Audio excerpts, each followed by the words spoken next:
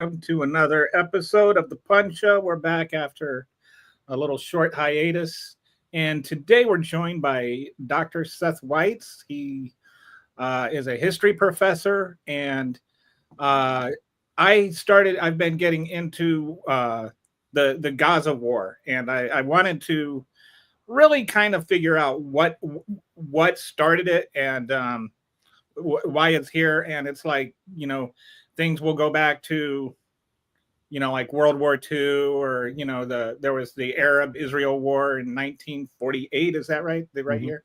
Yeah. And then there was the whole, what was it? The 7-Day War? The Six.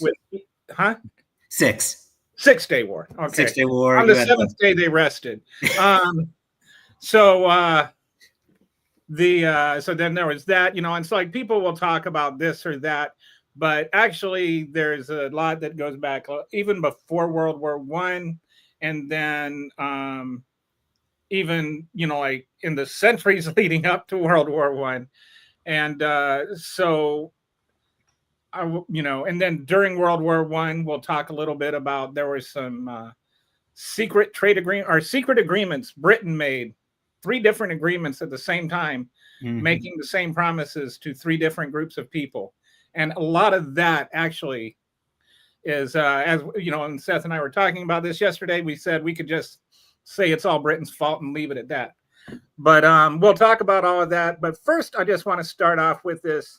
My concept going in was that this is what was like thousands of years the Muslims and the Jews have been killing each other.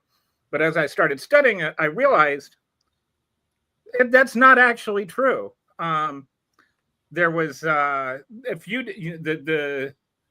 Romans kind of kicked them out of Israel after the Roman-Israel War, and then since then it's been about 5% to 8% Jewish population in that area, and for the most part, it's been like the Byzantines ruled for a while, and then after the Byzantines were conquered, it's been like various Muslim groups that have ruled that area, with a really, really small exception of when the Mongols invaded. Yeah. And then they got kicked out by another Muslim group, and then the Ottomans conquered. And for the 400 years prior to World War II, it was the Ottoman Empire. And they, we'll talk about the Ottoman Empire, but a lot of what they did was basically a continuation of the other Muslim rule. And so, Seth, can you tell us a little bit, just to, introduce all of this, about the millet system and how the Jews and Muslims, for the most part, like peacefully coexisted? They weren't, it wasn't perfect equity or whatever. But it seems to me like the Ottomans were way ahead of their times in terms of multiculturalism. Yeah. I mean, one thing before I go back, I want to go forward just 1 second. I think a lot of people don't realize that pre-1948, there were close to 1 million Jews living in all of the Arab nations around the Middle East. Large number, well, there's a large number in Iran before the Islamic Revolution in Iran. But large numbers in Turkey, which obviously the Ottoman Empire became Turkey, and large numbers all over. So one of the reasons for that was the fact that most of these lands, or almost all of these lands, had been part of the Ottoman Empire at one point. And obviously the story of Jews leaving the Arab nations is a story for a later time, later episode, later discussion. But I think that's something that a lot of people don't realize. Jews and Muslims have lived together, and Jews and Arabs before there was Islam have lived together for centuries, or millennium, really. And yes, of course, there are plenty of instances over the centuries of fighting, going back and forth, both sides, whatever. But as you mentioned, especially in the Ottoman Empire, it was nothing compared to what Jews had to deal with or what Jews dealt with in all parts of Europe during the same time. By the 1800s, the 1800s, most of the, and I know you've spoken about this before, but most of the anti-Semitism and oppression and actual physical attacks against Jews were now located in what was then the Russian Empire, what is today Poland, Ukraine, Belarus, those nations in there. But for the Ottoman Empire, the Jews in the Ottoman Empire, and it wasn't just Jews, the Ottoman Empire set up this millet system, which basically gave Jews, Christians, any other religious minority or any other ethnic group, Druze, including like other Muslim, like, because Muslims aren't like one unified group. Exactly. You have Shiite and Shia Muslim, and yeah, exactly. It was basically a religious. I guess it's easy to say it was religious tolerance. It was more just like leaving people alone. It allowed, since we're talking about Jewish people in this instance, it allowed Jews to almost, and it did for the Christian minorities in the empire as well, but it allowed them to have almost like a self-governance on a local level. Something that it's not black and white, but they didn't really have this in Europe. Because what you have, and I know we're talking about the Ottoman Empire, but you have to talk about what's going on in Europe as well. And I'll just make it brief since I know we want to stick to the Ottoman Empire. But you get in Russia, or was the Russian Empire, you get the Jews pushed into a specific region. It was called the Pale, the Pale Settlement, Poland was today Poland, some of the Baltic states, Poland, Lithuania, Ukraine, Belarus, and Jews are not allowed to leave or really do anything. So in one degree, they're kind of left on their own there, but it's different because there's no sort of governmental policy protecting them like they were protected in the Ottoman Empire. There were obviously limits to it. They didn't have 100% equal rights, and neither did Christians, that Muslims did. But one thing that I think is important to note, if we're talking about the Ottoman Empire, and then if we're talking about some, not all, but some of the successor Arab nations today, Iran, for one, even though Iran was kind of on the kind of outskirts of the Ottoman Empire at different times, or what is today Iran, Persia. Iran today is a theocratic Islamic state. I mean, the official name is the Islamic Republic. The Ottoman Empire, yes, the predominant religion was Islam, but it was, especially as we get towards the 16th, 17th, 18th, and 19th century, and I guess the early 20th century, it was not a religious state, so to speak. Islam wasn't forced down the throat. I mean, that's kind of where the millet system comes in, but Islam was not forced down the throats of the inhabitants. It wasn't an Islamic state. The predominant religion was Islam, but it was, for the most part, a secular state. That's going to, I think, bring us up to some of the things we're going to talk about during World War I. Many, especially in the areas of what is today Saudi Arabia, a lot of Muslims living in that part of the Ottoman Empire didn't like the fact that they were living in a more secular state. The Jews were, hey, if someone's leaving us alone, this is a change, so we're pretty much fine with it.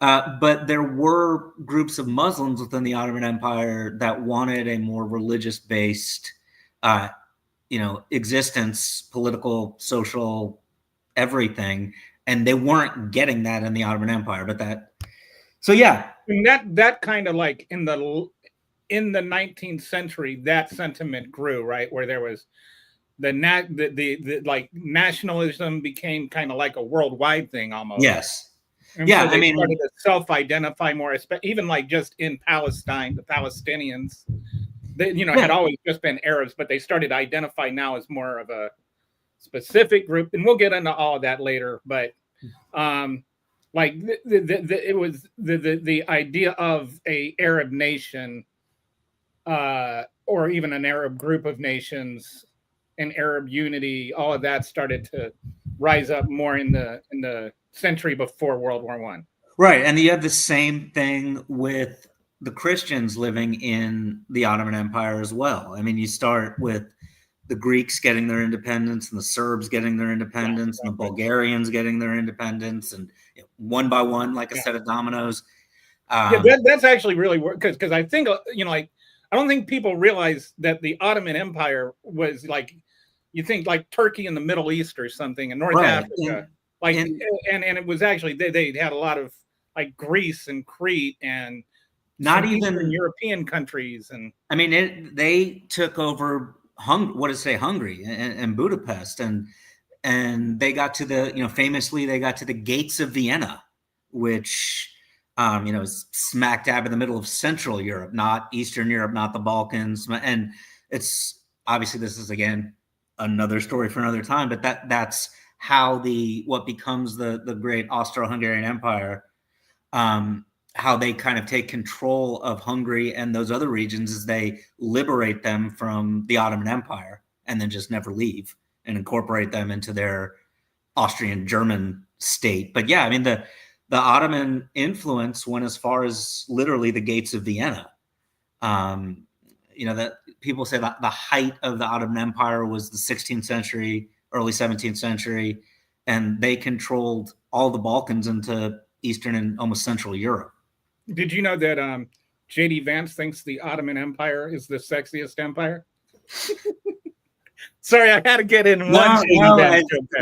I should have known there would have been an Ottoman a couch joke. Yeah, I had to couch it correctly. So, all right. Yeah, but I don't know how to segue back from that. So we'll just segue over into the whole, the main point of this interview, which is the history of anti-Semitism in Western Europe. And you had, alluded to it earlier. Western Europe did not treat the Jews nearly as well as the Ottomans did. But one of the things that I was looking into, and I found interesting, and I'm sure you'll have a lot to say on this, is that like the trope when it comes to Jews is that they're the like the rich Jews that are ruling the world, and the bankers and all of that. I mean, George Soros, George Soros, like that is, it's always funny now that you've got these people that are defenders of the Jewish nation that have been talking about George Soros. They'll like tweet about George Soros and 5 minutes later pretend like they're champions of Zionism or something. It's trust me, it's especially hard for a lot of American Jews, especially a lot of more liberal American Jews, who are like, we don't want your help. Like, stay in your lane. We don't want you trying to defend us because you're going to make it worse. So, explain the origin of that trope and how it was actually kind of forced on the Jews. Yeah, I mean, this goes back to Middle Ages. It goes back to when all of Western Europe was Catholic, and usury, lending money, illegal, technically illegal. And you can find hundreds of examples of Catholics who participated in it. But the easiest way to do it was to literally just invite the Jews in your country in to be the quote unquote money lenders. And they were like prohibited from doing anything else, right? Like, yeah, it was, yeah, for the most part. Yeah. And and I know we talked about this a little off the air before, but the Jews would get used, or they would be useful, and then if something bad happened, they would get blamed, and then they would either be persecuted or expelled, or and rinse repeat over hundreds of years. One of the fascinating things, 1492, and obviously we say 1492, people think of Columbus, but 1492, when Spain, still with Spain, yeah, yes, but 1492, when Spain, after 700 years, reclaims all of its territory from Muslim armies that had invaded. Obviously it wasn't Spain in 700, but the Iberian Peninsula, and it's turned once again fully into the Catholic Kingdom of Spain. They expel, Muslims too, but they expelled Jews as well in 1492.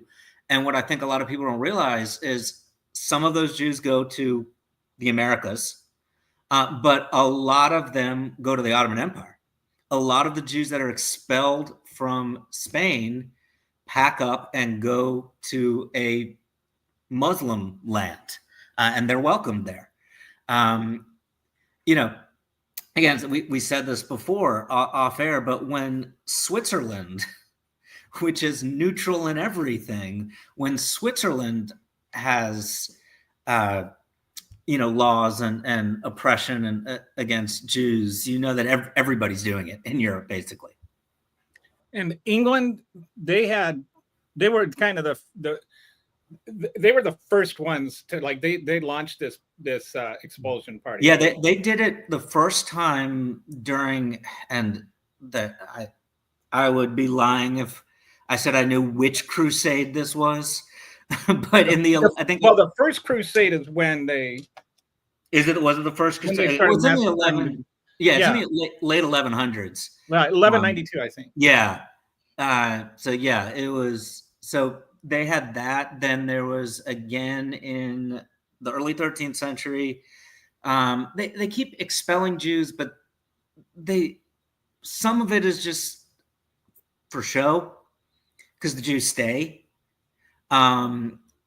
Until the Black Plague, until the Black Death, the bubonic plague, which was blamed on Jews throughout much of the world. Oh, so just to complete your thought on the Crusades, yeah, they the Crusade. There was what was it? And this wasn't related to England, this goes all over Europe, like you're saying. Yeah. So we might be jumping around and forgotten a little bit, but it was what was the Reinhold massacre? Was it Reinhold?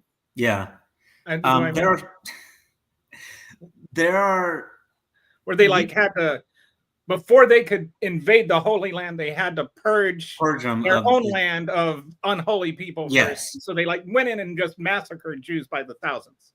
Yeah, it's because I think a lot of people, unless they're specifically familiar with 1,000 years of Western European history or just European history, if they think about attacks on Jews, they think about the pogroms in Russia, They've never heard of the pogroms in Russia. Yeah. Well, if people know about it at all, it is shocking and a little sad to think that, a lot of people think, well, anti-Semitism and all of this, it started with the Nazis. Anyway. But yeah, Western Europe had what they called a Jewish problem well before Eastern Europe did, and the Middle East and things like that. So they were, how are they blaming the plague on the Jews?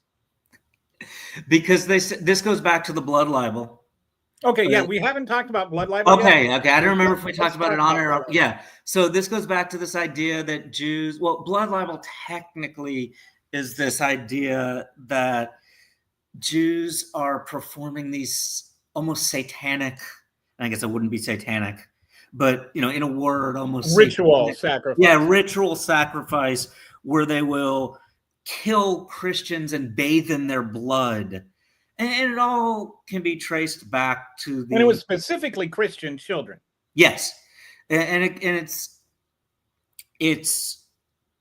But it can all be traced back to the idea that Jews killed Jesus. That's where this all began. Even though obviously Jesus was Jewish and the Romans, but anyway, not gonna we would be here for 6 hours if we got into that. But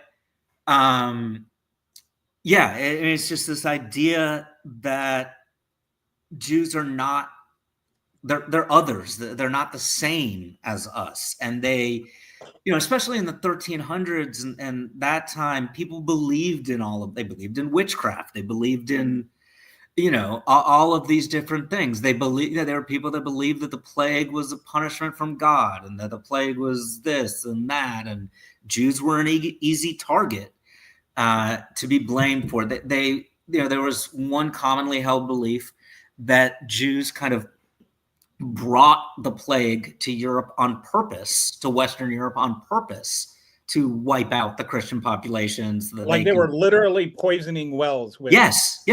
Literally poisoning. Yes. Literally, not just literally poisoning wells. Yeah. So, one thing that struck me when I was reading about the whole blood libel thing is it just kind of made me think of QAnon and the whole antichrome conspiracy theories. And, they're also big into the anti-Semitic trope about globalization and Jews ruling the world. And so tying that with, drinking baby blood, there's some serious anti-Semitism in QAnon, which is sort of the base of the MAGA party. So, it's just, the more I look at, it is amazing that these people think that they're the champions of anti-Semitism. Their entire philosophy is based on anti-Semitism. Well, you have to remember that a lot of the QAnon is a whole other thing, but a lot of the evangelical Christians, their support from Israel originally stems from the fact that they need the Jews to be in the Holy Land for the second coming of Christ. Right. And again, they get the temple rebuilt and all exactly. Of that. Everything has to happen. The Jews can't be wiped out by other Christians or Muslims or anybody. The Jews have to be there to then get wiped out so that Jesus can come back. So yeah, it's living in Tennessee, you will see, and you might see it in Texas, but living in Tennessee, you'll see these old beat up pickup trucks with a Confederate flag on one side and an Israeli flag on the other side. And I know that you just need us around for the rapture and everything, but yeah, it's definitely a interesting times we live in. Well, so we're bouncing all over the place, but whatever. Yeah. So this brings back, so going back to the 19th century, the latter half of the 19th century, nationalism is on the rise, and part of nationalism is the idea of a national identity, but it's also a pure kind of racial thing, right? Yeah. And so there is, on the one hand, you have three groups. Well, more than three, but three specifically that I'm thinking of right now. One, you have the Palestinians, that they're starting to think about a nationality. You have the Jews, who are starting to look at Zion. You start hearing talks about Zionism from within the Jewish community. And I can't think of his name, but you know who I'm talking about. The father of Zionism. Herzl. He's writing, what's his name again? Herzl, Theodor Herzl. Yeah, yeah. So actually, there's a little AI explainer video on him if anybody wants to look at that. But he was actually pretty interesting. And then so you have the Zion, some thoughts on Zionism coming from the Jewish community in Europe. You have thoughts on nationalism coming from the Palestinians, in Palestine, but you also had people talking about Zionism within the anti-Semitic community, including from a guy named Wilhelm Marr, who literally invented the term anti-Semitism. And they were doing it like this was not like some noble and loyal thing. No, this was like sending the slaves back to Africa. Yeah, exactly. Honestly, I'm glad you said that, because one of the things that I was going to bring up if we brought this up was the idea in the United States, the early people call it abolitionist, but the American Colonization Society, which wanted to free the slaves, but did you know? I know about your living in Liberia. Yeah, Liberia. Yeah, exactly. That was the country they sent them back to. Yeah, Monrovia. You want to know something? Just here's a really interesting sidetrack. I don't know if you know about this, but in Liberia, the freed slaves, they went back. They knew of one economic system, and that was slavery. Yeah. And so what they did is they basically captured and sent the locals to be indentured servants in like Portugal and in Panama. And I think they basically built, I think it was basically Liberian indentured servants who built the Panama Canal. But for like their first 100 years of existence, their number one export was human labor. Anyway. Yeah. So back to Marr. Talking about Marr, one of the things that you mentioned before, this idea of nationalism, he was a German nationalist, and the people that agreed with him and followed him, they wanted to. This is a time before there was a Germany. You know, there's like 38 different German states. There is no Germany in the early part of it. There is no Germany until 1871. But he and others wanted to unify Germany under a German ruler. And there was a debate within his little community about, could Jews be involved in this new Germanic kingdom, empire, whatever it would be? He said no.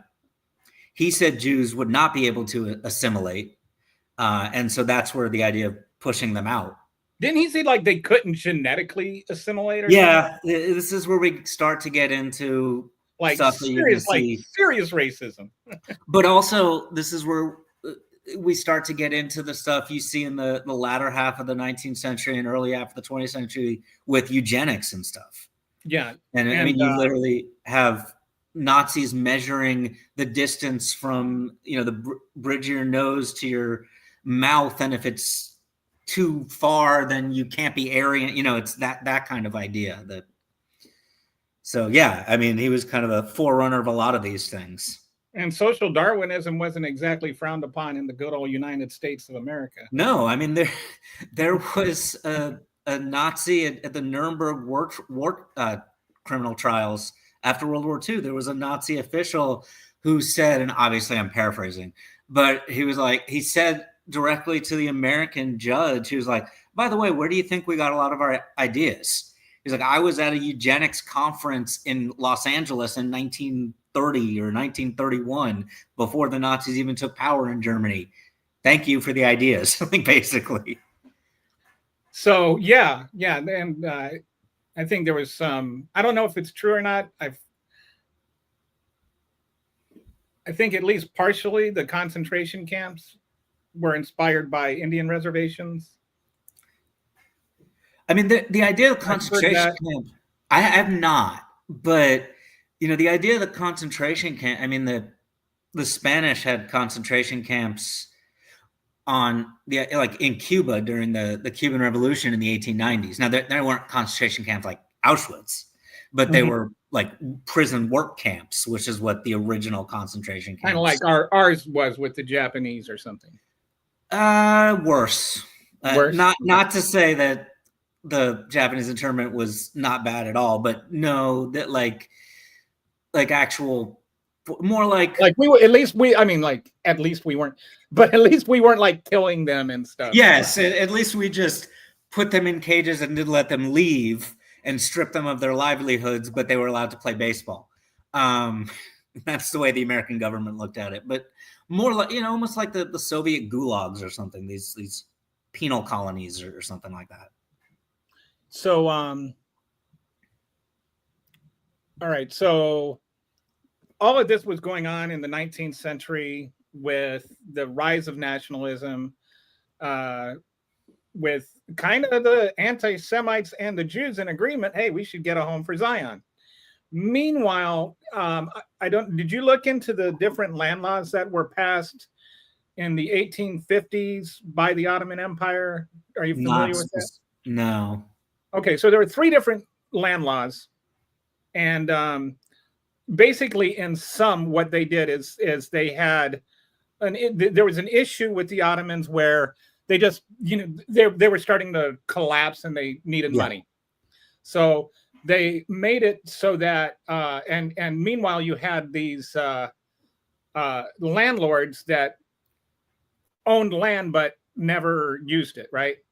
And you had peasants that were working the farms for generations. And then, so one of these land laws was you had to register your land. A lot of the peasants didn't even understand the laws or didn't know they were supposed to. So other people came in and unscrupulous, like the oligarchs unscrupulously registered that land as their own. Then there was another land law that said that they could sell it. And then there was another land law that said they could sell it to foreigners. So what happened is a lot of the peasants, especially in the Palestine area, where the Jews wanted to go, their land that they had been working for generations, all of a sudden you had people showing up saying, "I bought this land." I did know, but I didn't sell it. I did know about that. I just wasn't connecting it to the Ottoman laws. Yeah, sounds very familiar to, but sounds similar to kind of the way the Americans bought up land in Latin America in the 1900s with different banana companies and United Fruit Company and stuff like that. Yeah. So that started giving, so then, like that coupled with the rise of Zionism, plus the rise of Palestinian nationalism.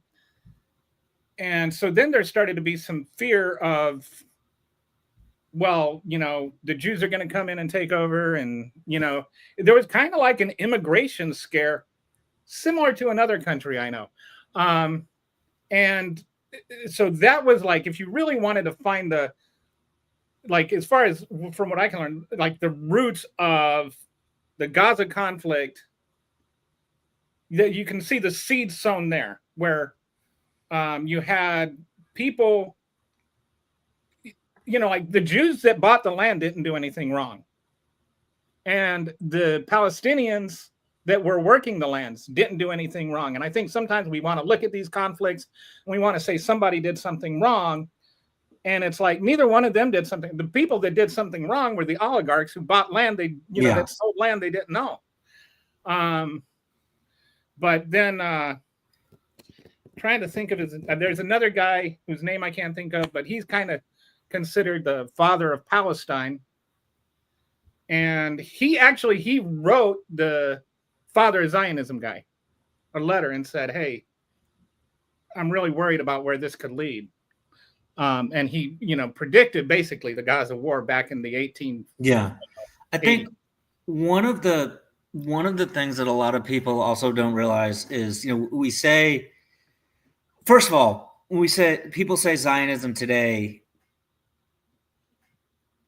a lot of people say Zionism today without truly understanding what it means. But going back, and we can touch on that if you want, but going back to can you expand on, because I think that's a really important delineation.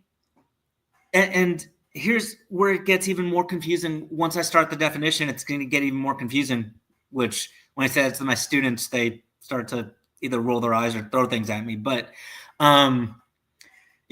the dictionary definition of Zionism is first the creation of a homeland for Jewish people, an independent Jewish homeland.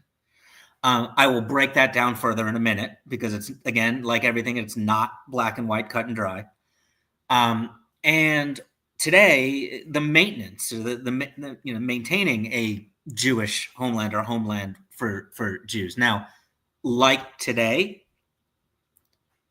140 years ago, there were differences within Zionist communities, so to speak. Some of the original Zionists said, we just want a land where Jews can have a state, but Arabs can live here too. There were some Zionists who said, we want a land, a Jewish state with as little amount of Arab Muslim people as possible. And there were some that said, we just want a Jewish state. And this was a very small minority, but there was a group that said, we want a Jewish state with no Muslims, no Arabs in it. And that's the same as it is today. So if somebody just says they're a Zionist, I think the best thing to do is say, what kind of Zionist are you? I consider that, and obviously we could talk for years about polling data and how accurate that is, but there is a literal poll out there that says over 90% of American Jews consider themselves to be Zionists. Now, if you go to Twitter or any social media site or anything, Zionist can be used as a slur. So again, it's like I consider myself a Zionist because I believe there should be a Jewish state. With that said, or a homeland for Jews. With that said, I am not a Zionist like the settlers in the West Bank. I am not someone who wants to. I am someone who, quite honestly, I know you know this, but I do not. I'm saying this as diplomatically as possible. I do not like Bibi Netanyahu. Not like is probably the nicest way I can put it. I think he is doing more harm to not just Israel, but Jews around the world than he is good. But there are, quote unquote, Zionists within his government that do want to get rid of all Palestinians or Arabs, or there's some more Orthodox Jews that want to get rid of all. Look, there are Orthodox Jews that don't think that I am Jewish because I am not. I don't adhere to their religious values and principles. So I probably made things more confusing, but it's tricky when we throw around the word Zionism today without knowing what the person means or what the person feels or how it's used. And it was different. It was the same 140 years ago. There were people who wanted, the phrase we used to say always, like a two-state solution. Mm-hmm. And there were people who wanted just a Jewish homeland, just like there are Palestinians and Muslims and Arabs today that want a two-state solution, and some that want just a Palestinian homeland with no Jews. So I mean, it's some just wanted a place where they could go and like live their lives and not have to worry about getting expelled. See, that's what I was about to of some despot. That's what I was about to bring up in the early days of the Zionist movement, and you had the World Zionist Congress, and you had these meetings and these different groups, and there were competing Zionist groups. Some of them were just like, we want to go somewhere.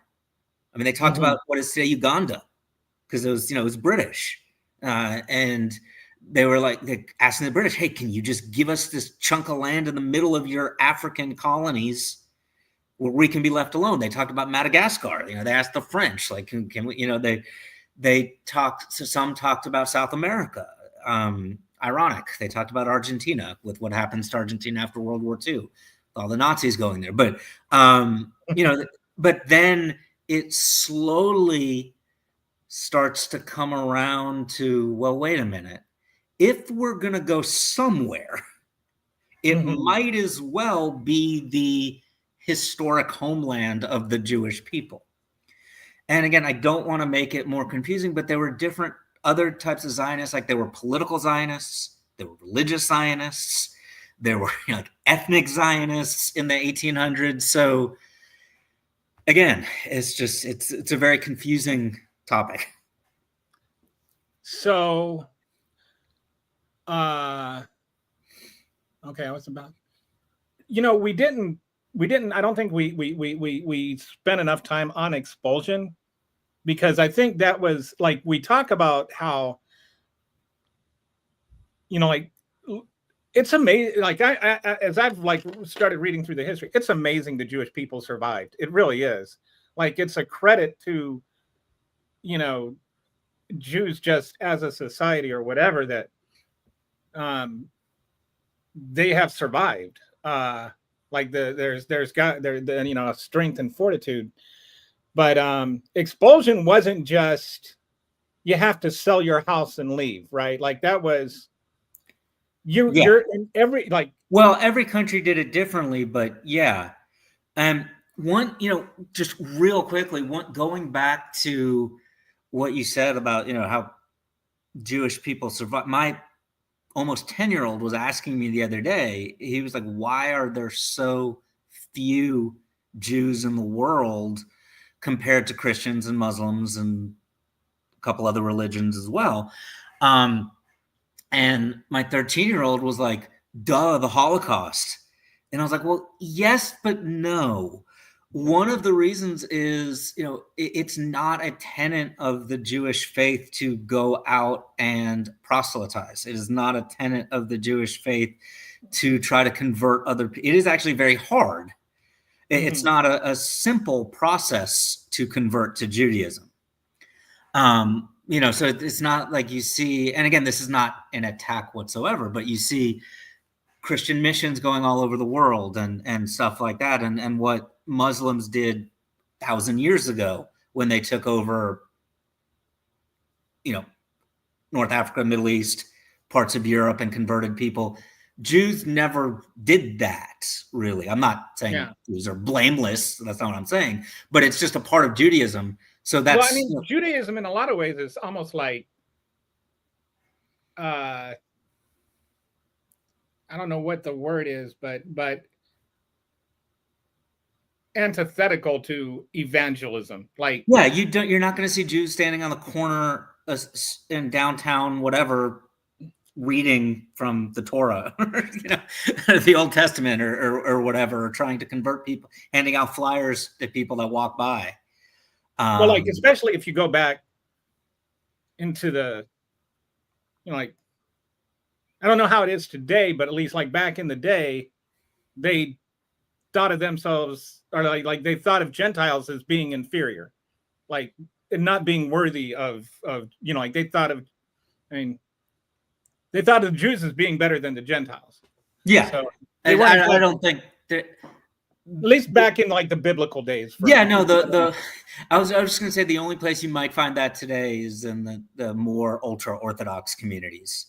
But like I said before, they don't consider me to be Jewish, so it's not just, I'm a Gentile to them. So what would happen, like in England when they expelled people, and Spain? You mentioned Spain during the, like, I think those are two examples. And then France, there was some serious stuff. Although France kind of, by the end, France was probably one of the better places for Jews to live.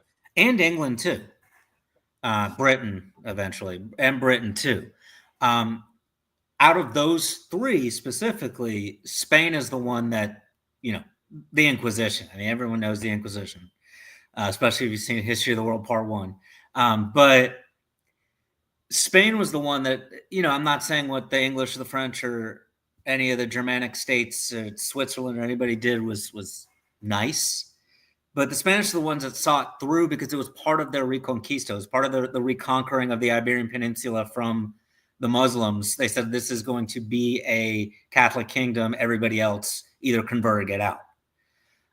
You did have a lot of... Some of them left, and some of them, like, converted. Yes, conversos. But the Spanish didn't always believe they had really converted. And a lot of them didn't really. I mean, a lot of them just converted on paper and still held private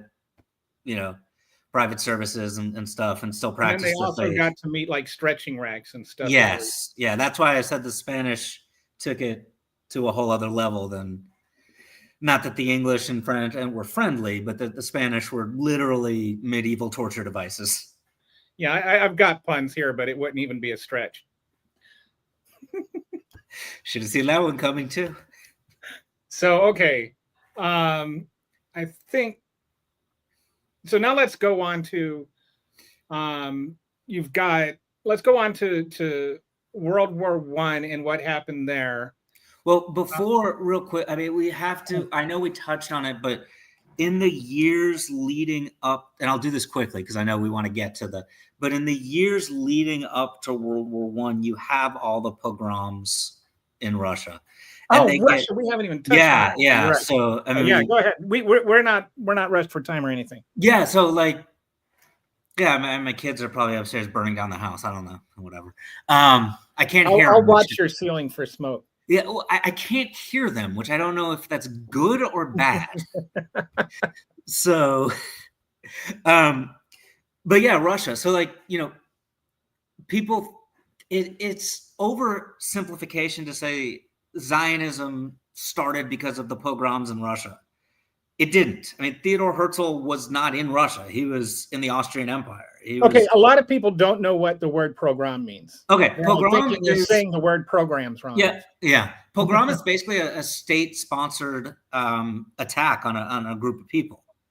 It has become synonymous, and again, there are instances of pogroms all over the world, but it has become kind of like, I tell this to my students when I'm teaching post-Civil War U.S. history.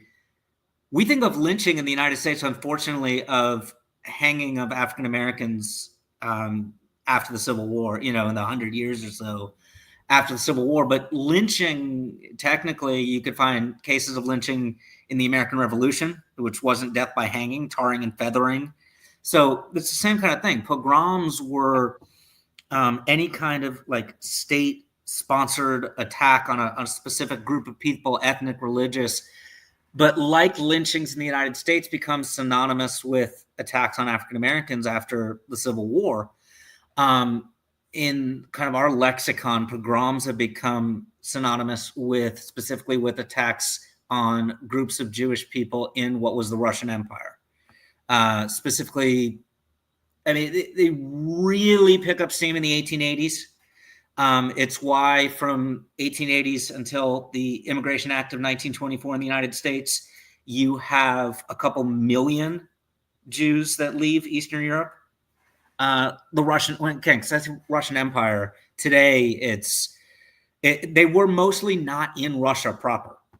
They had been kicked out of Russia, so there are some Jews, but for the most part, there aren't Jews living in Moscow, St. Petersburg.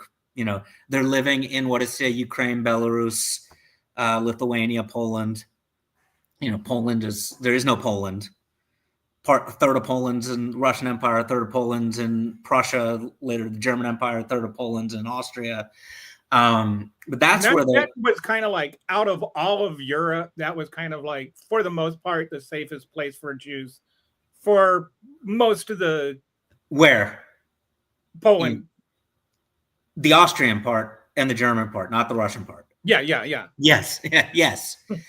Yeah. In anywhere in Europe during the 19th century and before, the Austrian domains, while not perfect, were probably the safest place for Jews. And that was largely because the Austrian Empire was the most multicultural, multi-religious, ethnic, linguistic empire probably the world is not the world's ever seen. So somebody will say the Roman Empire, the modern world has seen.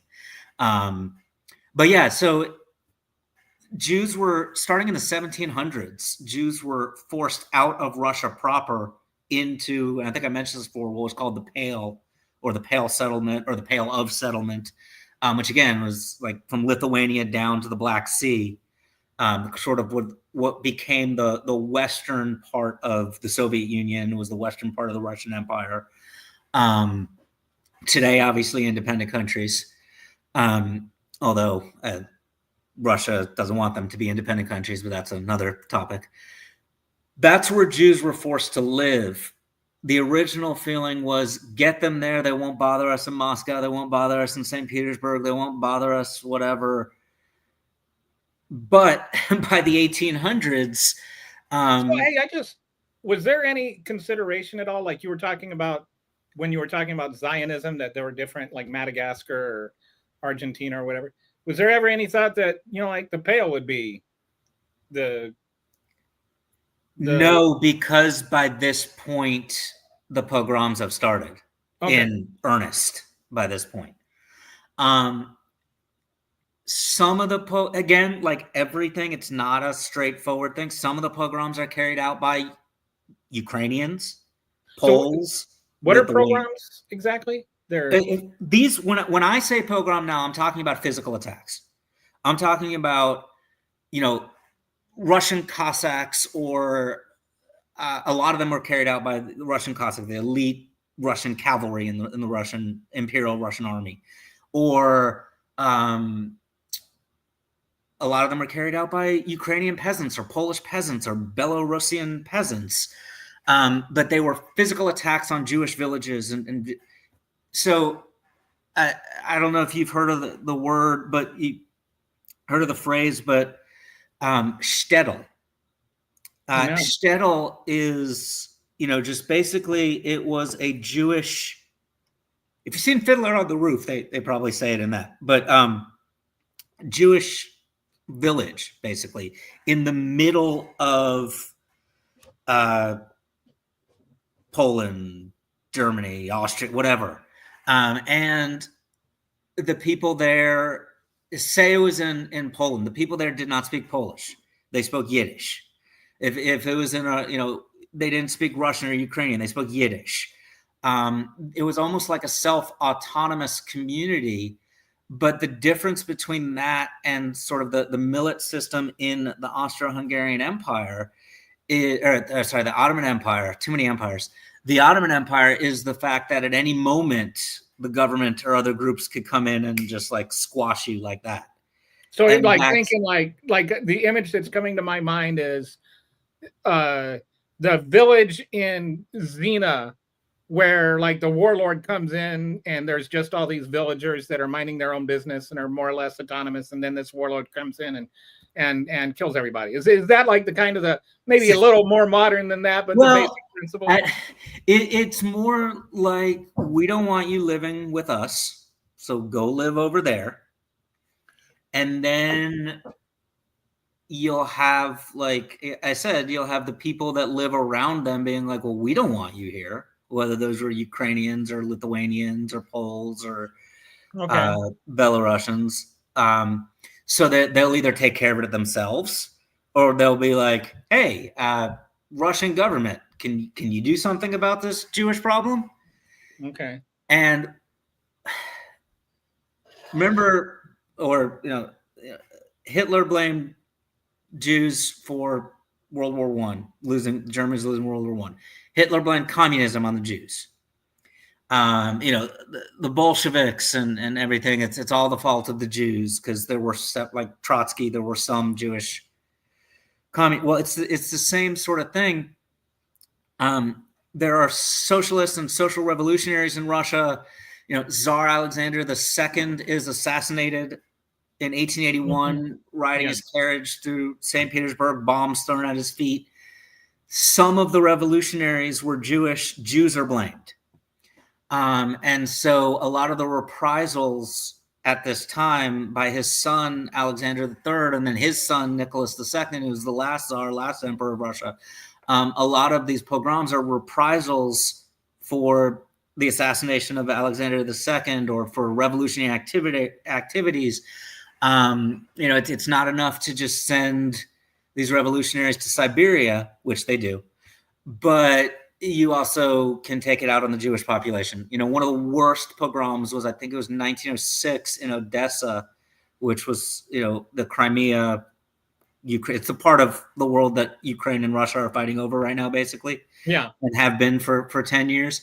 Well, longer than 10 years, but physically for 10 years. But that was one of the worst pogroms. And it happened sort of at the conclusion of the 1905 Russian Revolution. And so Jews were and this is when the Bolsheviks first came about, and Jews were blamed for inciting the revolution and all of that, and stabbing the Russians in the back during the Russo-Japanese War and all of that. So did that drive Jews to Palestine? In small numbers. Okay. It drove more Jews to the United States. Okay. And you mentioned there was the Anti-Immigration Act in 1928? 24.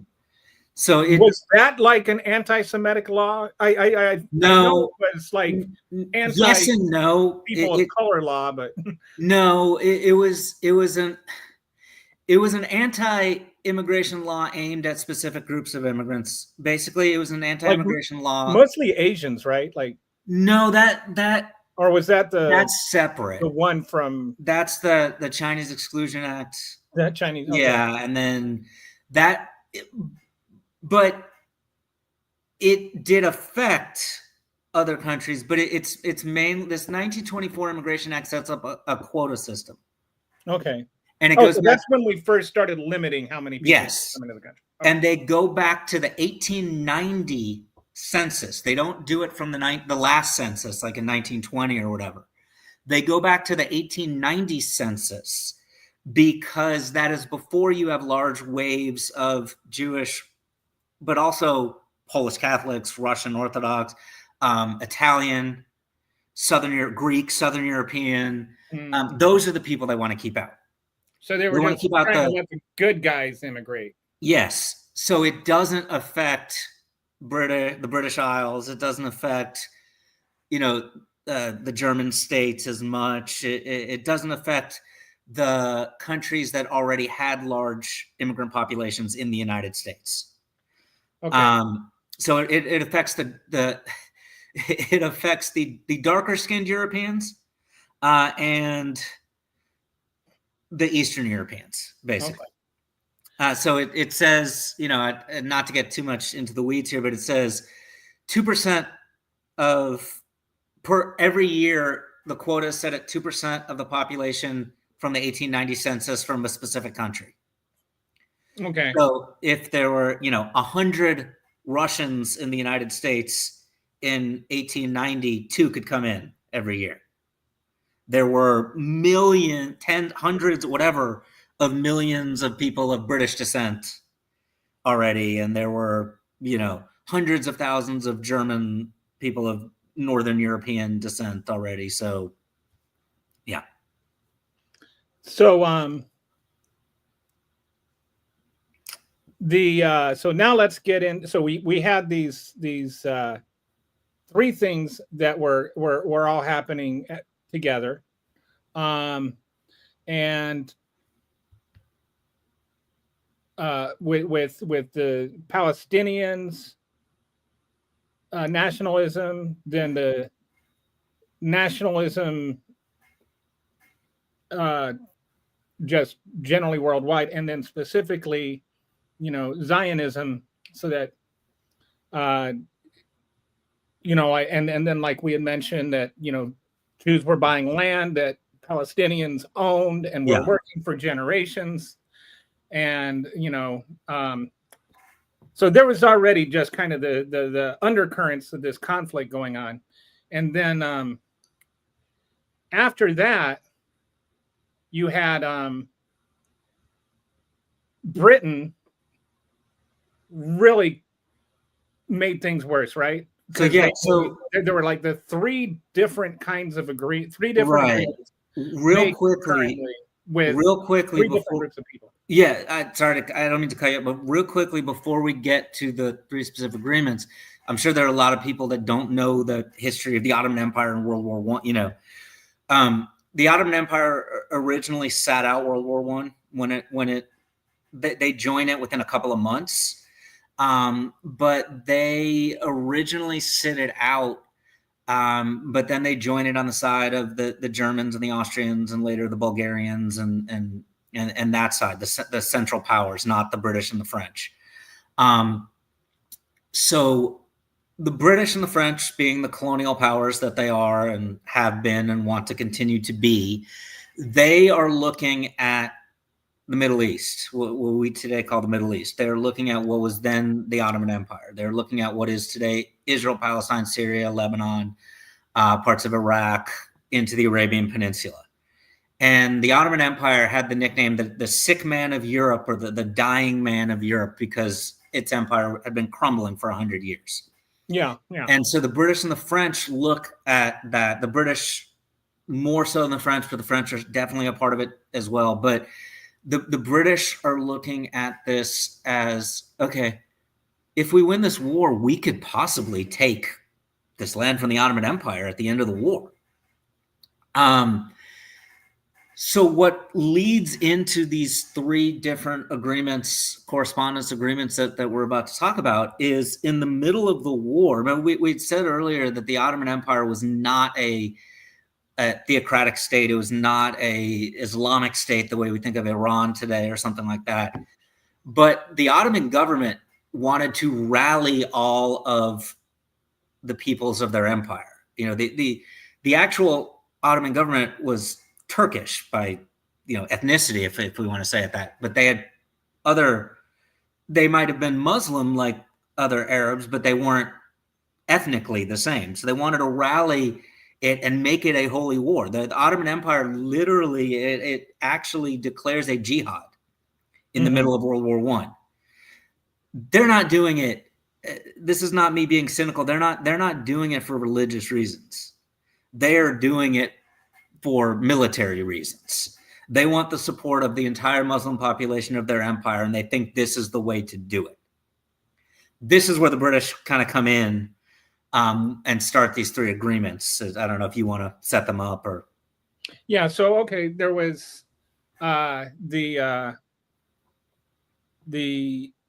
McMahon-Hussein correspondence, which was basically Hussein was the leader of the Arab armies that aided the English in fighting the Ottomans. And he was also the nominal head of the part of what is today Saudi Arabia, where Mecca and Medina, like the holiest sites in Islam, are.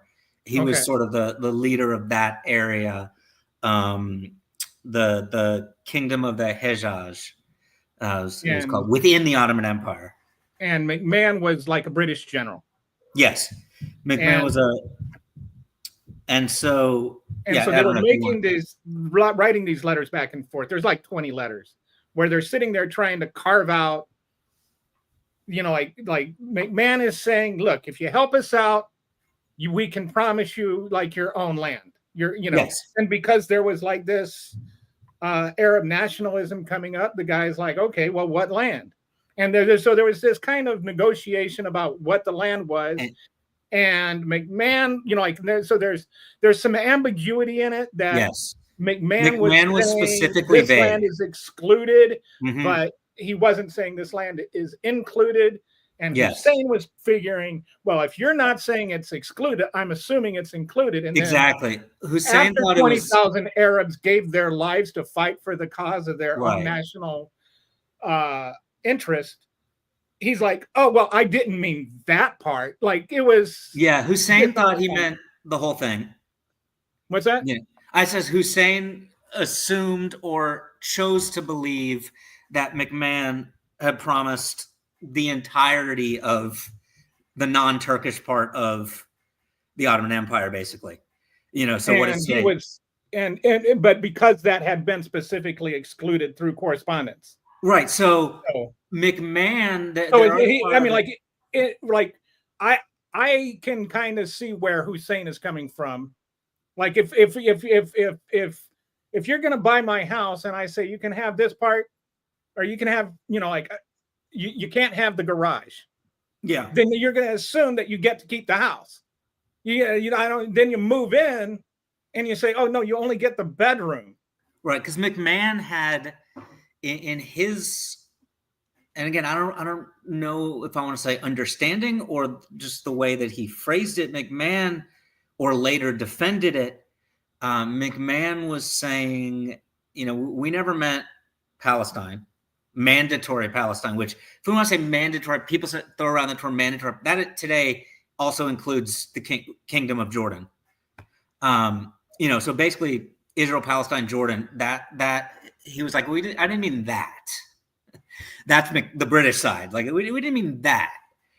So yeah, that kind of kickstarts it. That's the there's this ambiguity. Both sides still will say that they were Hussein right. And the Arabs do rise up. The Arab revolt, they do rise up, and they help. 40,000 of them die. In battle, and another 10,000 die of disease and stuff as a result of the war. So that's where Lawrence of Arabia comes from. I mean, he's part of the Arab revolt. It's a major blow to the Ottoman Empire and a major help to the British and the French in the region, the Allied powers. Yeah, exactly. So then, tell me about the Balfour Agreement. Well, we want to go Sykes-Picot before. Oh, you want to go to Sykes-Picot? Okay. Well, if we want to do it chronologically, I guess. Yeah. Okay. Like whatever. The Sykes-Picot. Either way, we could skip to. No, go ahead. Whatever you think is best. I'll just do being a historian. I'll just do it chronologically. So, okay. Sykes-Picot was. It was a secret. There's so many secret treaties during World War I and this time, but secret treaty between mostly the British and the French, but I think Russia and Italy were involved in it as well. It was the Allied powers, basically the major Allied powers before the United States got involved in World War I. And basically, it's when the war is over, we are going to cut up the Ottoman Empire and make it. Russia will get these parts.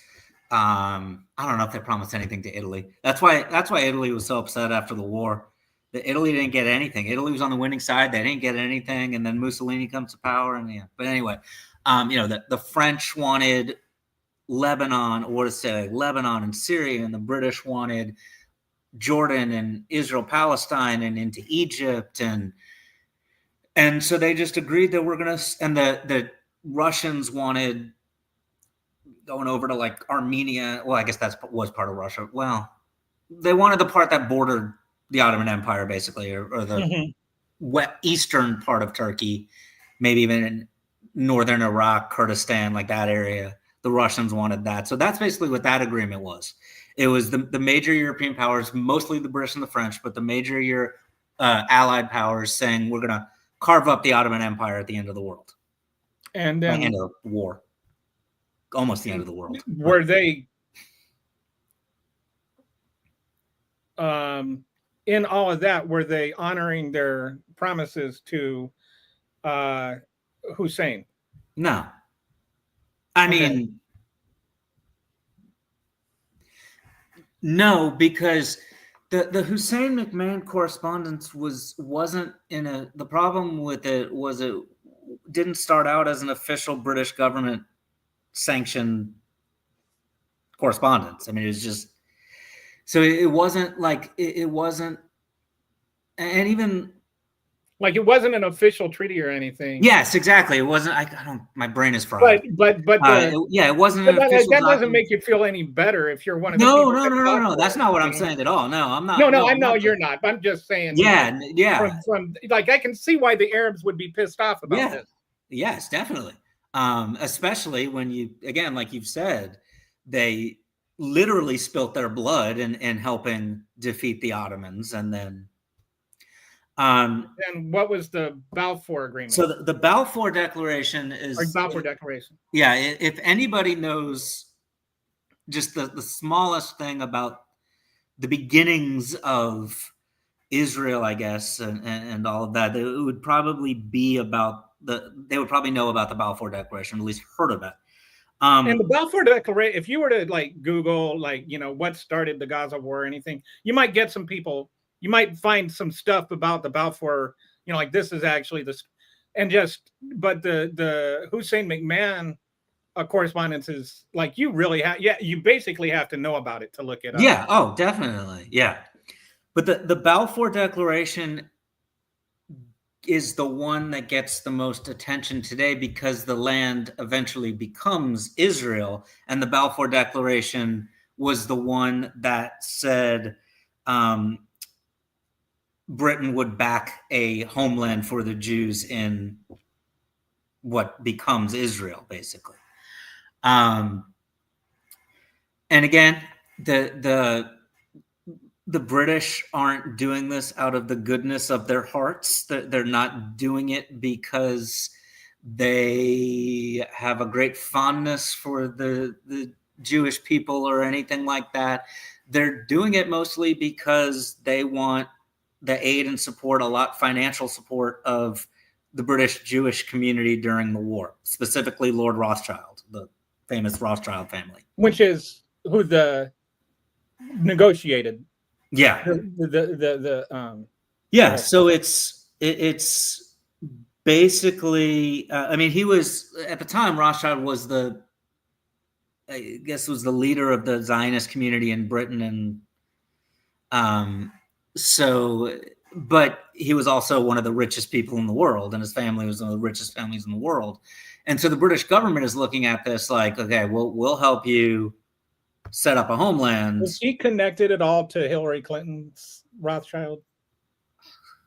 Because I always like, because like they always like to emphasize the Rothschilds. Well, the Rothschilds, I'm sure, yes, probably. I think all the like Rothschilds the MAGAs like to really put the emphasis on the word Hussein and Barack Hussein yes. Obama. So, well, here's I don't know if there's actually they're probably the same Rothschild, or if they're just doing that with anti-Semitic. No, I don't know 100% sure, but I would guess yes. Because there are only about 14 million Jews in the world. And up until recently, most Jews married within the faith. Okay. That this is sounding incestuous, but if I find somebody out there with the last name Weitz, I'm probably related to them somehow, some way, somewhere in the past. If I find somebody married with the last name Scaletta, I'm probably related. Well, yeah, that's not because that's right, but it's not like the last name Smith or Johnson or something like that. Yeah. It's I don't know, but probably. But so you've got England made these three England makes this one negotiation for themselves. Meanwhile, they've promised. Did they honor their promise to the Jews? It's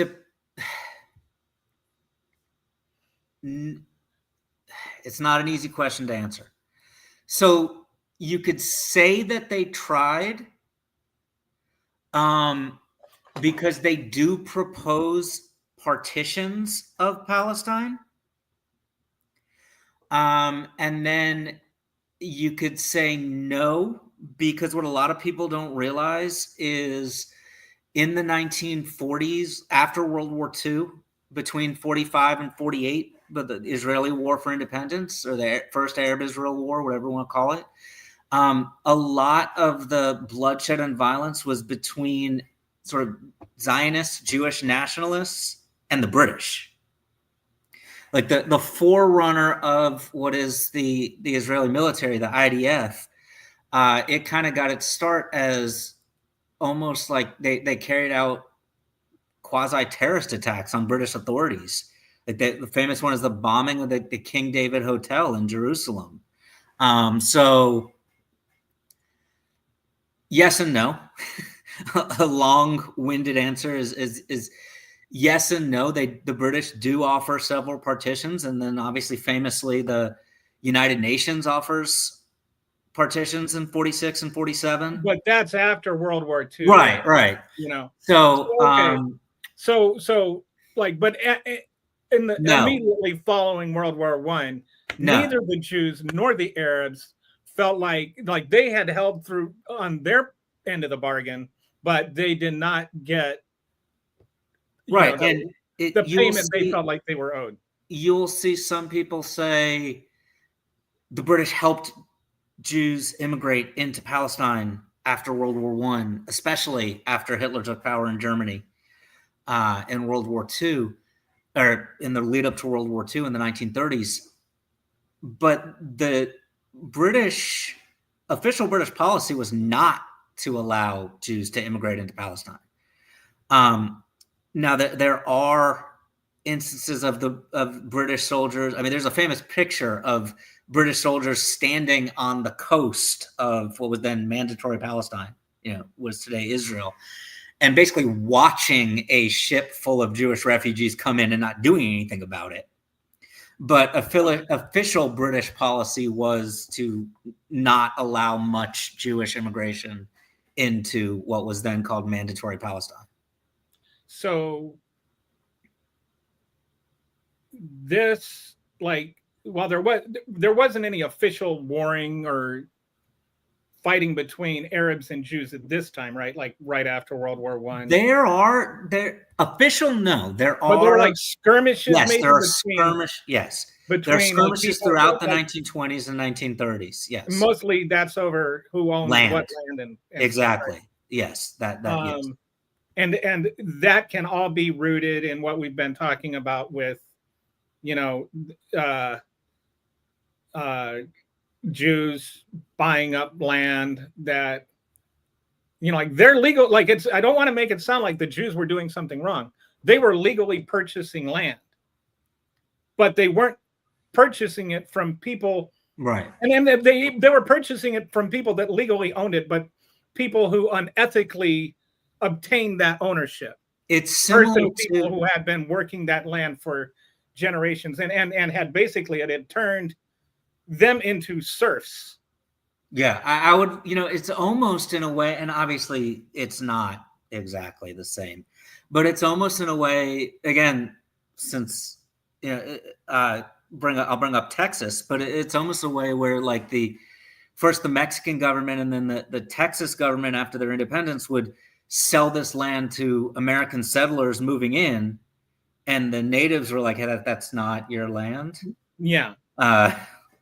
So, we bought a whole bunch of Indian land from France. Well, yeah, exactly. Well, I mean, it's, were there Jewish settlers that moved in and encroached on Arab Muslim land regardless of contracts? Yes. Is that wrong? Yes. Is it wrong today? Well, at least in my opinion, there'll be people who say it isn't, but in my opinion, yes. This is why when I get called a Zionist and somebody's trying to say it as a insult, I'm like, okay, whatever. Call me the correct type of Zionist if you want to, But that's why today I condemn Jewish settlements in the West Bank. I condemn the settlers there and the violence there and the settlers there. I condemn that. There's a lot of people that don't. So that's why I keep, because this is what I think of. What's happening with the West Bank right now was happening there 100 years ago. Yeah, and unfortunately, you have a government like Netanyahu's government who is, in some cases, outright saying out loud it's okay, especially after October 7th. But before that, it was kind of like, nudge, nudge, wink, wink. You shouldn't go into that land, but go into that land. We'll, send the IDF in there to protect you. Smuggling bombs into Gaza, but I'm not going to check your trunk. Yeah. So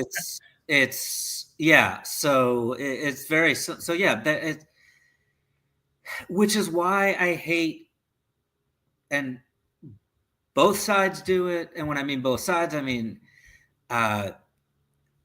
people on the left, people on the right. I mean, people who are pro-Palestine, people pro-Israel, people. Both sides do it. There's no right and I mean. Do what you mean? Saying, just boiling it down to a simple black and white issue. Right. There are people that are doing, and I've said that before, and people have said, well, that just means that you're okay with Israel killing innocent people. No, I'm not. I'm not okay with anybody killing innocent people. I'm not rooting for the IDF to go kill people. That's not. But it's, I'm not excusing the IDF at all. I'm not doing that. But it is still not a black and white issue. It's like saying, if they say that, okay, then you're what was the word again? The P word. Pogrom. So it's like okay, but if so, that's like saying you're for pogroms if you're against Israel having its own nation. Like there's and it's like they don't even have to have anything to do with each other. It's just at some point you have to look at there is a whole lot of crap done to Israel, to Jewish people over thousands of years, and there was crap done to the Palestinian people. Yes. And I mean, there was the Nakba, and this again is later, but in many cases, that's something that people don't even know about mostly. Yeah, in many cases, forced expulsion of Arab Muslims, Palestinian Muslims, after 1948 from so Israel. It's just like, like you want to say two wrongs don't make a right, but there's not necessarily a wrong or a right every time. Exactly. That's you said, like inner nuanced stuff going on, and that's what's so frustrating. At least as being like an American Jew, someone who wants to see a state of Israel, but also wants Palestinians to have their own land and not to be treated inhumanely as well.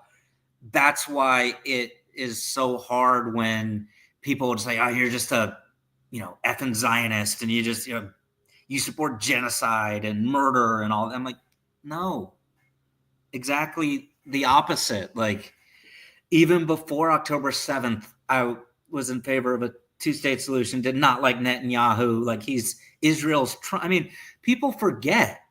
And again, this is not to defend any Gazan Palestinian children who have been killed. That's not what this is doing. But people forget that before October 7th, there were hundreds of thousands of Israelis marching, Jewish Israelis marching in the street against Netanyahu and against his government. And the war saved, which is where you get the conspiracy theories about Netanyahu, like, knew about the war or knew about October 7th I'm not going to get into that. And that's so important. A minority of Israelites support Netanyahu, and a minority of Palestinians support Hamas. Right. Like, in both cases, they're in the minority, even though they're in the rule, kind of like here. It is, but it's not. It's even less than here, because here we could say technically a minority of the people, what is technically a minority of the people support Trump, because a large number of people can't vote for whatever reason, age, can't vote or didn't vote because they didn't like either option. Right. But still, close to 50% of the people that did vote for Trump. What people don't realize, and again, this is not defending, but I feel like I have to say that 1,000 times. What people don't realize is in the last parliamentary, because Israel has a parliamentary. Okay, but I didn't mean to get into the I know, but I'm just saying only 21%. I was just saying only 21% of people voted for because Netanyahu. You're an American, you're okay with MAGA. Yes. Like, I wasn't talking about like whether he was legitimately elected or anything. Well, he was legitimately elected, but I still like to bring that up because only 21% of Israelis voted for him. For Netanyahu. Because they have a parliamentary system and you have like 7, 8, 9, 10, 12 parties. There, So that's another that's all I was trying to get to. It's okay. So it's, and he wouldn't be prime minister right now. He would be in jail if it weren't for him starting the war that he started.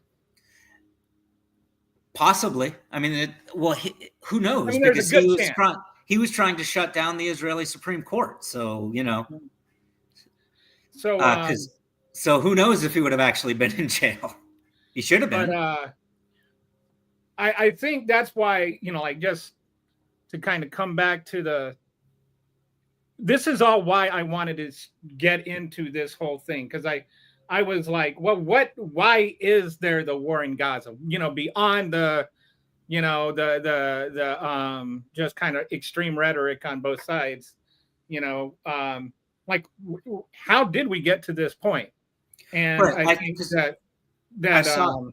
that's why I appreciate you coming on to talk about this, because I think there's so much more nuance than we have talked about. I mean, I saw somebody say, and I'm not going to acknowledge the comment, but I saw somebody say that, you know, anti-Semitism wasn't the reason for the war in Gaza. It was murder and occupation.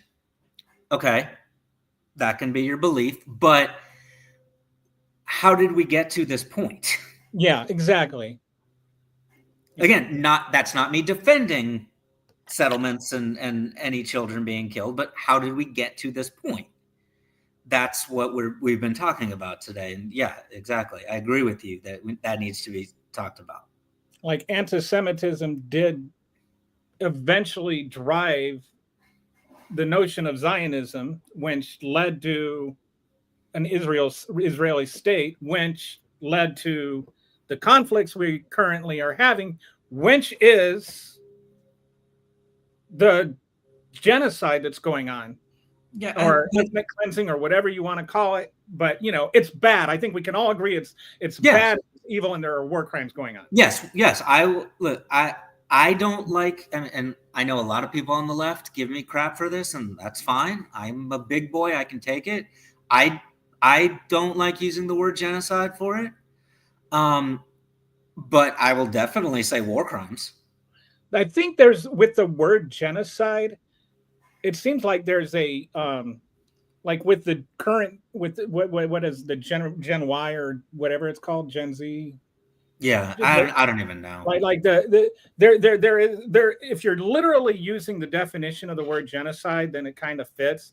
But I think that if you're, you know, Gen X or a millennial or older, like, you grew up with the word genocide thinking of literally the quintessential example of genocide is Hitler and the Jews and 6 million Jews.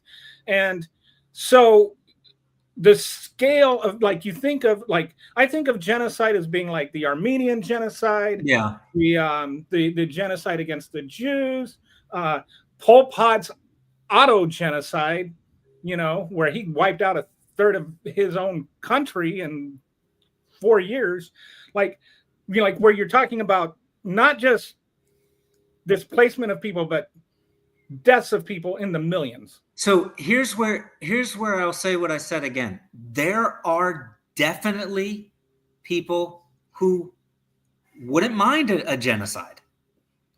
And there are, unfortunately, some people within one of them, I think, is President of the United States. Well, he might be too dumb to understand what it even means, but because I literally think he just wants to have a golf course on the Mediterranean coast. But I'm not saying that he's not evil, but I don't even know if he knows what it fully means. But you know, and there have been stories like Baruch Goldstein. I don't want to get into it, but he was an American Jew who massacred Palestinians in the 1990s. At a holy site. He just went in with a machine gun and shot 20 or so and killed them. So yeah, they're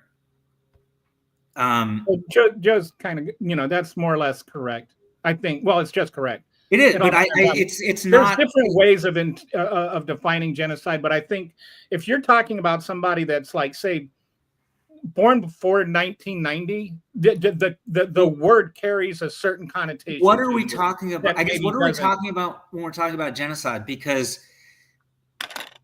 27% of Israel's population is non-Jewish, and 20% of Israel's population is Arab Muslim. There are Arabs, both Christian Druze, Muslim, that fight in the Israeli Defense Forces. Muslims are not conscripted like Jews to fight, but there are Arabs that have, not large numbers, but there are Muslims that fight in the IDF. There are Muslims on the Israeli national soccer team. There are 3 major Arab Muslim political parties in Israel that have seats in the Knesset.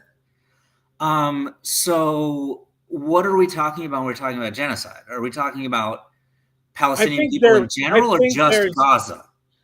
Like if the way they would explain it is specifically Gaza. Okay. The Palestinians who live in Gaza, who have been basically, and this is, like almost every one of them has been displaced. Yes, and, which I do not support. There is a definition of genocide where it's like talks about the killing or displacement of an ethnic group or region.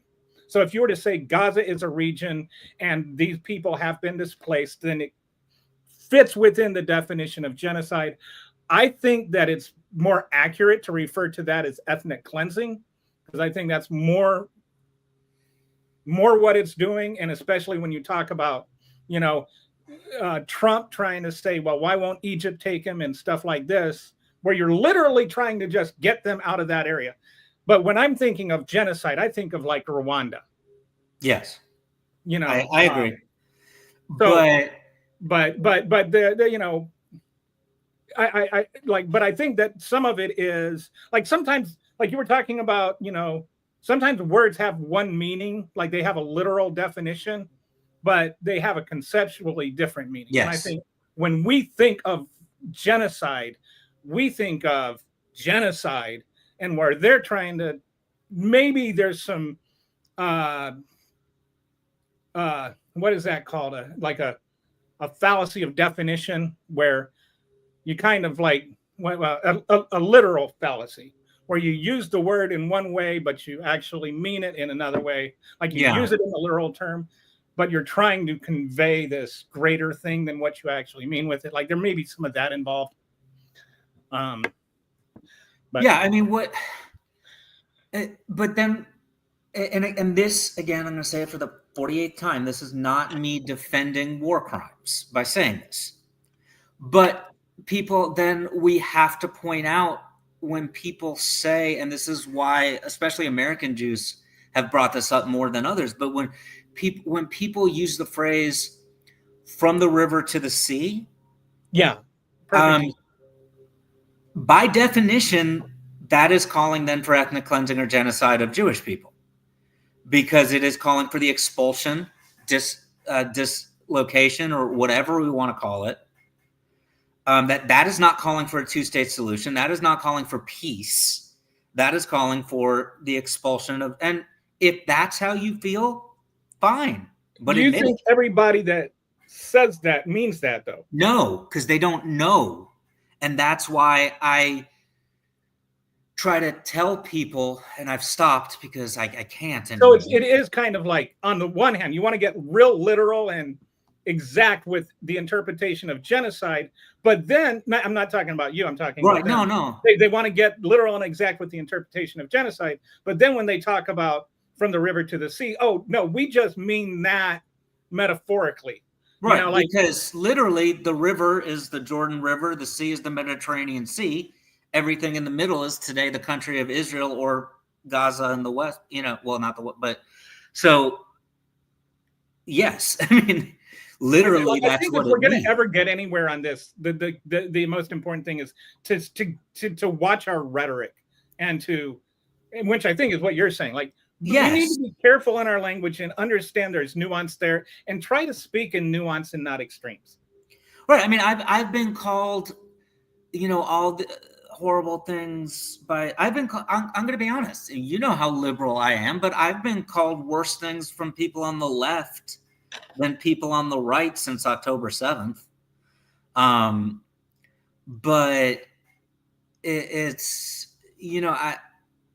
I don't know how else to say it except that I don't condone murdering children, but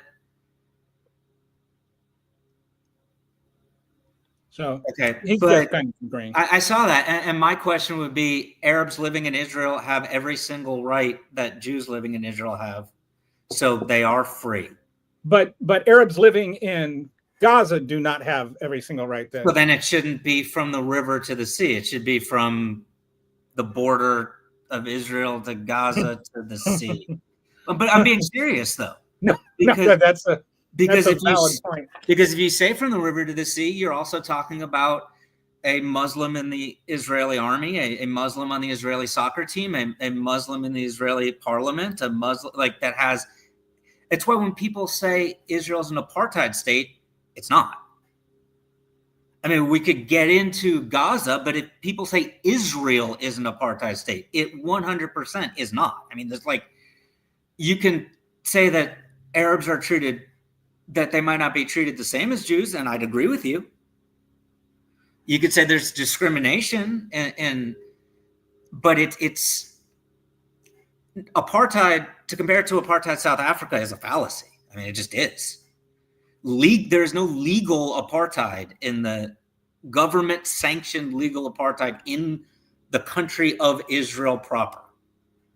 So we have to watch our words. So that's. And I think that is, with this whole conversation, when we're talking about the history, when we're talking about the present, when we're talking about, the motivations, like all of that, I think we need to really be careful about our language and also respectful of the possibility other people are right about things.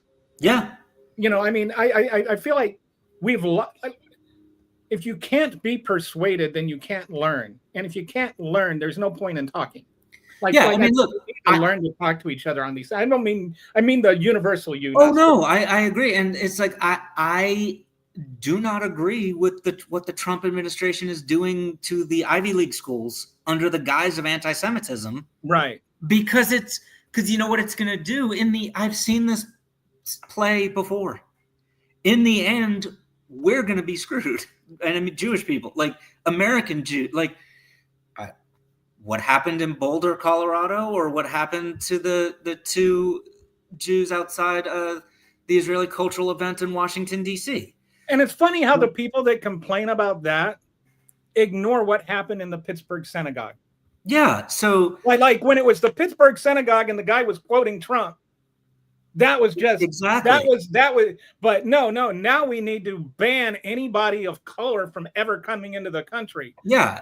So that's what I'm saying. Like, do I think people should be in the middle of Columbia's campus harassing Jewish students who are just walking to class? No, obviously not. Do I think we should start deporting every foreign student? Are you kidding me? I saw an article the other day where it said that if they deported every foreign student from Harvard, that would include Jewish Israelis. That would include veterans of the Israeli Defense Forces. Interesting. So that's not what, so obviously I don't agree with that. But I also disagree with people chanting for a global intifada. And I disagree with people saying from the river to the sea, not knowing what it means. What is global intifada? So, okay. Intifada literally it means a rising up. There were two intifadas in the late 1990s, early 2000s, Palestinian intifadas against Israel, and they led to bad crackdowns by the Israeli government and the IDF against Palestinian people. A couple thousand Israeli citizens were killed. Again, tenfold Palestinians were killed. When people say globalize the intifada, it's the only way to take that is rise up against Jews throughout the world. There's no other because global, and it's two words and they both have meanings. Yeah, I mean, if you just say intifada in Gaza or the West Bank, okay, that I'm fine with kicking. And if they were like talking about a global protest or something, right? But when you use like the you might even protest is fine. You might even get Jewish people participating. You do. There are a lot of Jewish people who are. I have very good friends, including you, who have protested against IDF. Yeah, but when you say globalize the intifada, that one I can't, because what it literally means is like a revolution uprising, globalize the revolution. Now, if you try to use it as some cool catchphrase from like, you think it's like from a Rage Against the Machine song or something like that, like, it's not what it means though. It's like, yeah, it's not what it means. It's not globalize the struggle. It's literally globalize the killing, like the killing of innocent civilians on both sides. And so that's goes back again to like, oh, you're going to use the extreme rhetoric of genocide, but here you don't mean, and you're going to use the word genocide. Yeah, exactly. So here we don't mean it literally, but here we do. It's like, yeah, if you want to use genocide as meaning or as what's happening in Gaza, okay, then you can't say from the river to the sea unless you mean genocide also, I guess. Yeah. Like it's or global intifada unless you it's and this is why I feel like a lot of American Jews, I think, feel like at this point people without a home, because the vast majority of American Jews, it's just a fact, are Democrats and are liberal. I mean, the last numbers were close to 70% vote Democratic. And if you just look back over the last 20 years, some of the loudest supporters of a two-state solution have been American Jews. But with that said, American Jews are almost always going to, and Jews around the world are almost always going to, at least to some extent, support Israel. And when I say support Israel, I do not mean supporting war crimes and ethnic. That's not what I'm talking about. I mean support the idea of an Israel because of everything we talked about today. Right. Because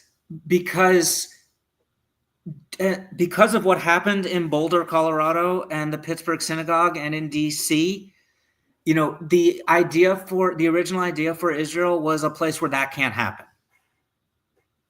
Now, obviously, that's not a simple solution because there were people living there before that weren't Jews. And so obviously that's not a simple solution. But the idea always has been since 1948 is Israel can be someplace where Jews throughout the world, it's where one of the largest number of Soviet Jews went to Israel. When the Soviet Union the Soviet Union didn't let anybody leave. Communist countries rarely let people leave. The one group the Soviets let leave were Jews. And a lot of them went to Israel because they felt, my parents were in the Holocaust. My, grandparents, great-grandparents were in the pogroms. I can finally go somewhere where I'm not going to be bothered. I'm simplifying it, obviously, but yeah, again, anytime there's an anti-Semitic attack or anything anywhere around the world, that's why Jews say there has to be some sort of Israel. And, I want to have you back on to talk about the anti-Semitism in the 20th and 21st century, which is, there's pretty significant events that have happened in that span. I think that we need to understand that the Jewish people have been persecuted. Like, that's not a talking point. That's a reality. And it's even more of a reality if you're Jewish. And so if you're going to campus and you've got to walk through seas of people saying from the river to the sea, you can understand that would make you feel uncomfortable. Yes. It'd be like if you're a black person and you're going to campus and you've got people marching with Confederate flags saying, bring back slavery or something, you might not feel that is the most accommodating place to you. Right. Yes, exactly. But, and I know, this, unfortunately, a lot, and I know you've said this and I've said this on this show today, just by saying that should not discount anything that Palestinians have gone through, though. Right. And that's the problem. I think people think it's an either or. Either you're with the Jews or you're with the Palestinians. Like there's no in between. And yes, there is. There is, and it's not even like in between. It's like, I mean, in between is better than either or, but it's right. Like both and. Yeah, like I don't understand Jews why and Palestinians deserve to be treated like people. And whether you're in Gaza or a Jew in Colorado, or you're a Jewish person in Israel, or you're a Jewish person in Russia, like, or a Palestinian person in Gaza, like you deserve to be treated like a human being based on the fact you're a human being. I mean, that should be like the sum and total of the conversation. Right. Like, me personally. So, like a lot of your audience doesn't, but right. That if a Palestinian or an Arab American or a Muslim in the United States was attacked in the same way, I would speak out against that. You know what I mean? Like, so I speak, I posted on Facebook. It's weird. As I get older, Facebook is becoming my more of my social media home. I don't know. Showing my age, I guess. You're going to be a boomer before you're. No, I'm. But seriously, though, it's. I've said after the last two attacks, the one in Colorado and the one in DC, I've said, how is killing innocent American Jews going to free Palestine? Right. Like and if a Jew killed an innocent, or kill anybody, but in this case, just like killed a Muslim, a Palestinian, whatever, anywhere in the world, but in the United States, I would say the same thing. I was like, how is that helping Israel's cause if that's why you did it? And we can't just say that. And I just want to mention, like, because people, like, if they don't know you, I have seen you many, many, many times condemn the violence against Gaza. Like, this is not, you're not just saying this. No, yes, like thank you. Thank you for saying that. A talking point or something. Like, no, I know you sincerely, this is part of your core belief, that it's not just something you're just saying to make an argument, but that you really despise what's happening to the Palestinians in Gaza. Yeah, I would despise it happening to anybody. Like, I mean, as just the person, I mean, at the core of it, I'm a pacifist. Like, I feel Israel had a right to defend itself against Hamas. Did they go off the deep end? Yeah, of course.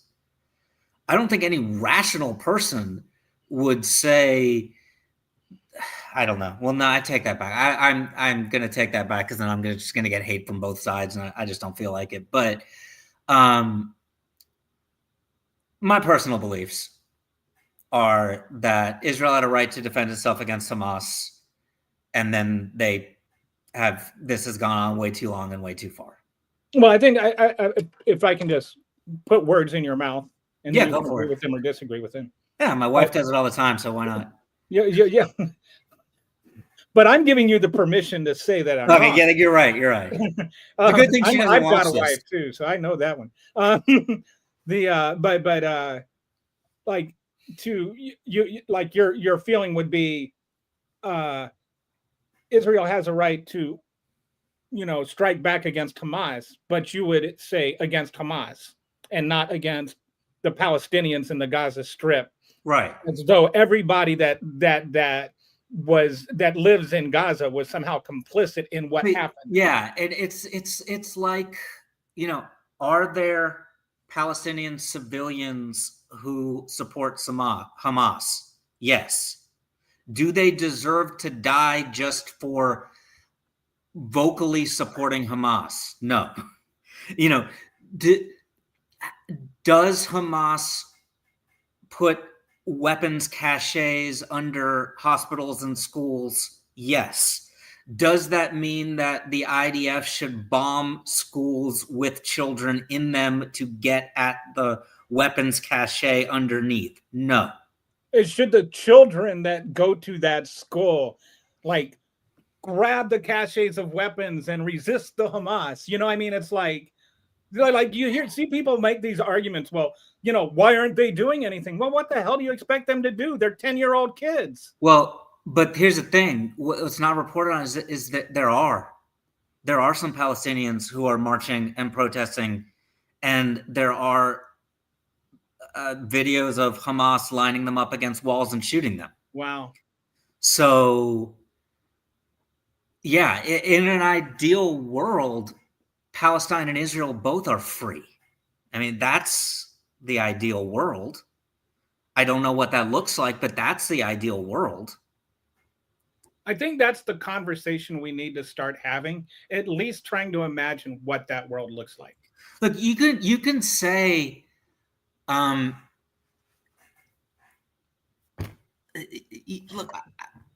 you could get into the argument. I'm not saying you, I'm saying the general you can get into the argument that Israel shouldn't have existed in the first place. Go back to 1948. Okay, fine. That's an argument.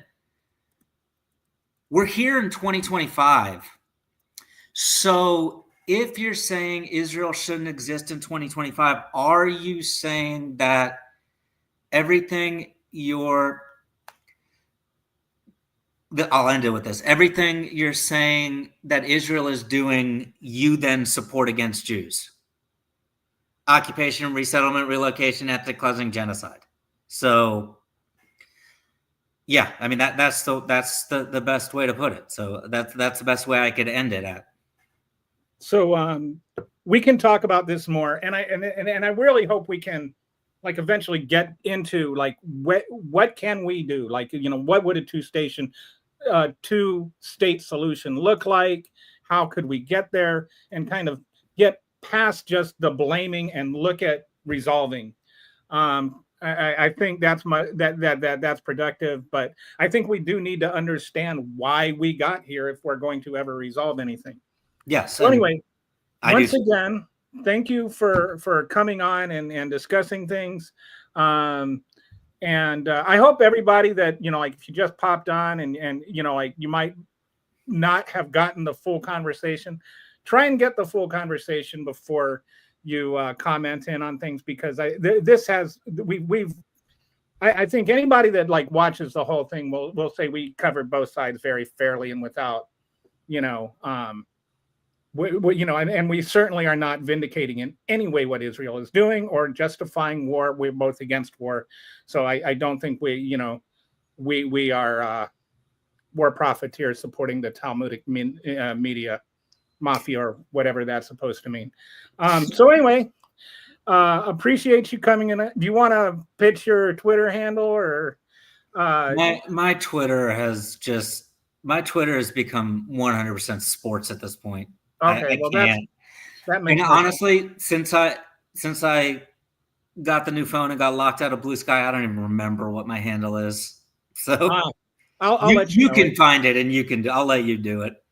I haven't shared anything in about a month. So you pitch your books. Oh, that I can do. That I can definitely do. They have nothing to do with the topic we talked about today, so they will not be. Well, I'm not going to say there's still controversial stuff in it, but they both have to do with Florida. There is one called A Forgotten Front, Florida during the Civil War era. It came out about 6 years ago, and one that came out about 9 months ago called City of Hope, City of Rage, Miami, 1968 to 1994, which, while I still love the first one, this is the one that I'm really excited about.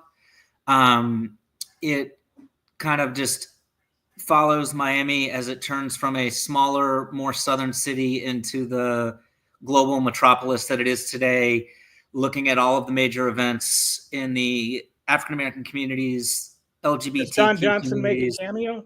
Miami Vice most certainly does. Miami Vice, Scarface, University of Miami football team in the 1980s. Wow. So you included pop culture stuff in there. There's a whole chapter on Two Live Crew and their fight with the sheriff of Broward County and the governor of Florida, Bob Martinez, at the time. That Yeah, so someday I've got to actually buy this book and read it myself. It sounds it's not just history. It's like it's a cultural book more than it's a social cultural exploration. Wow. So and you're originally from Florida, right? You're a Florida? Yes. I'm one of the few. Florida man living in Tennessee, working in Georgia, and you're a liberal. Yeah, like, that is quite a square that most people could not draw. Those 4 dots. Yeah. I don't understand it, but here we are. Not just working in Georgia, working in Marjorie Taylor Greene's district. Yes, and she even came on a tour of your university one time, right? She did. One of the best days of your whole life. No, they schedule it for when there's nobody on campus. Oh, well, that's good. I'm being serious. They do. They 3 times she's it come, afterwards and everything. Yeah, the 3 times that she's come, they scheduled for when there's like nobody on campus. That's good. It wouldn't end well. So yeah, as long as they like give you hand sanitizer afterwards and everything, so you can wipe everything down. Well, she did don't get like 3-toe disease or something. She came in the middle of the pandemic and even though the state of Georgia had a mask mandate, I know mandate's an evil word, but had a mask, whatever, on state property, state institutions, she refused to wear a mask. Of course she did. Mm-hmm. All right. Well, we better go because I need to finish up before the 2-hour mark. All right. Anyway, I appreciate you, Seth. Thank you so much for coming on. Anytime. Thanks for everybody for watching, and we will talk to you later.